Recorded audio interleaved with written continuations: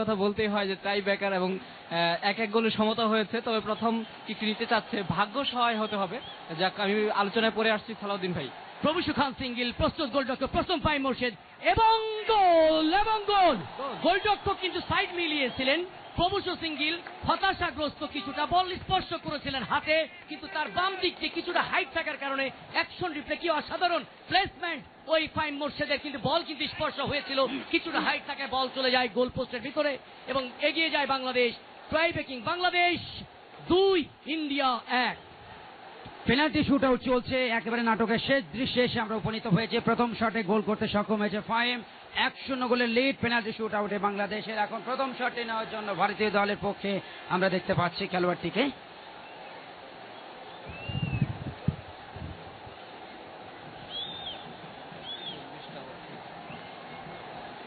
সৌরভ মেহের ভারতীয় দলের jersey number 24, ওই তিনি শ্রীলঙ্কার বিরুদ্ধে অনবদ্য হ্যাটট্রিক করেছিলেন। রক্ষণভাগের খেলোয়াড় ফ্রেশ লেগ নিয়ে কিছুক্ষণ আগে মাঠে নেমেছেন, তিনি কিকটি করবেন ভারতীয় দলের হয়ে। ভারত 0-1 গোলে পিছিয়ে ট্রাই ব্রেকিং পেনাল্টি শুট আউটে। প্রস্তুত গোলরক্ষক ফয়সাল আহমেদ, দেখা যাক কি করেন।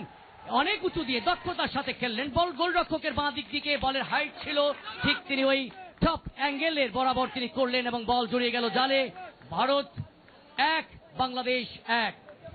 ভারত 1, বাংলাদেশ 1। আমি যে কথাটি বলছিলাম যে ভাগ্য সহায় থাকতে হবে এবং অ্যাকশন রিপ্লে বাংলাদেশ দলের দ্বিতীয় যিনি গোল করতে সক্ষম হবেন হয়তোবা, আমরা আশাবাদী। 38 নম্বর জার্সি পরিহিত খেলোয়াড় সজীব, অত্যন্ত নির্ভরযোগ্য খেলোয়াড় বাংলাদেশ দলের সজীব, তিনি এসেছেন গোল করার জন্য এবং আমরা আশা করব তিনি সেই প্রত্যাশিত কাঙ্ক্ষিত গোল আদায় করতে সক্ষম হবেন।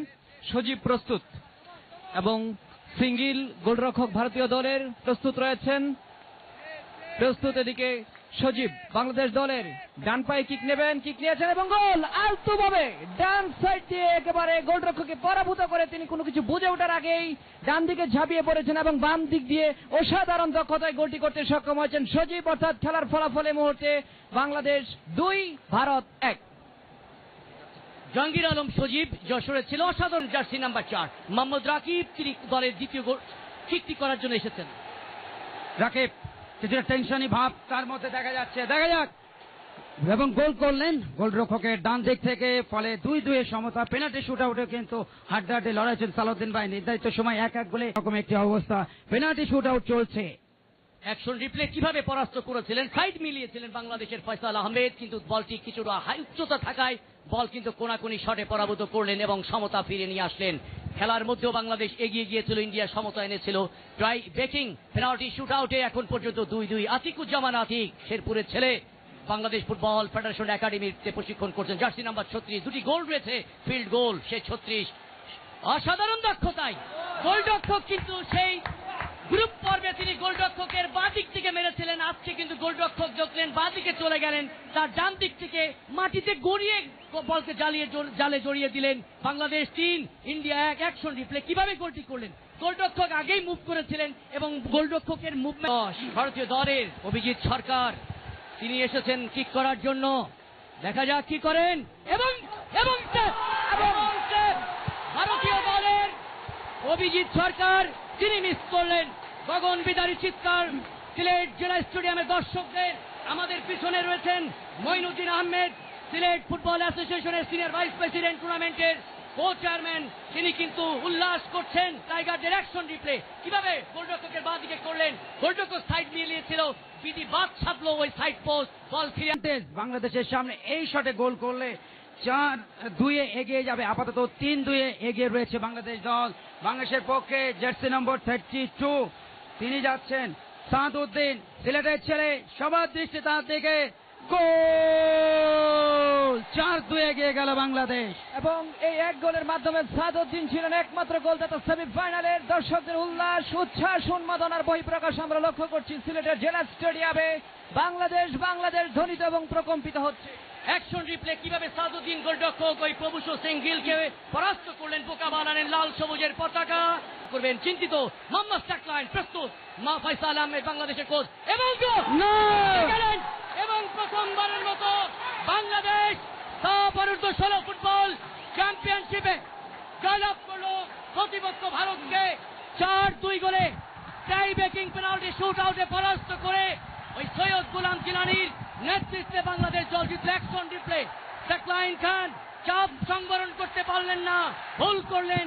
গোলরক্ষক ফয়সাল সাইড মিলালেন এবং বলকে গ্রিপ করে প্রথমবারের মতো বাংলাদেশ অনূর্ধ্ব 16 ফুটবল দলকে সাফ অনূর্ধ্ব 16 ফুটবল চ্যাম্পিয়নশিপ 2015 চ্যাম্পিয়ন ট্রফির সাথে আলিঙ্গন করালো বাংলাদেশ।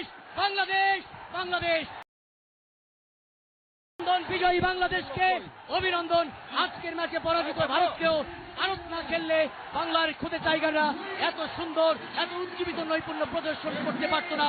ধন্যবাদ সিলেটে আগত অসংখ্য দর্শক যাদের সারা উপস্থিতি উজ্জীবিত করেছে স্বাগতিক বাংলাদেশের খুদে টাইগারদেরকে অনুপ্রেরণা জুগিয়েছে ভালো খেলতে। গ্রুপ পর্বে 2টি ম্যাচে 2টি জয়, সেমিফাইনালে জয়, শেষ পর্যন্ত ভারতের সাথে ফাইনালে পেনাল্টি শুট আউটে 4-2 গোলে পরাজিত করে সাফ অনূর্ধ্ব 16 ফুটবল চ্যাম্পিয়নশিপে প্রথমবারের মতো চ্যাম্পিয়ন হলো বাংলাদেশ। অনেক উল্লাস উচ্ছ্বাস। গোলরক্ষক ফয়সাল আহমেদ ম্যাচের হিরো, দুটি একটি সাইড বল আরেকটি তিনি রক্ষা করলেন। বাংলাদেশ জিতলো। ওই গোলরক্ষক ফয়সাল আহমেদ বাংলাদেশের উদীয়মান ভবিষ্যৎ তারকারা কিন্তু উজ্জীবিত। নাগান সিং, ওই পিটান সিং মাটিতে বসে রয়েছেন।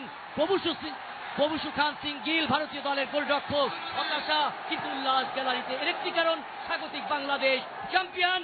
স্বাগতিক বাংলাদেশ চ্যাম্পিয়ন। জয়ের ভাষ্য আর অনেক ধারাবাহিকের মুখ থেকে জয়ের ভাষ্য আপনারা শুনছেন। আমার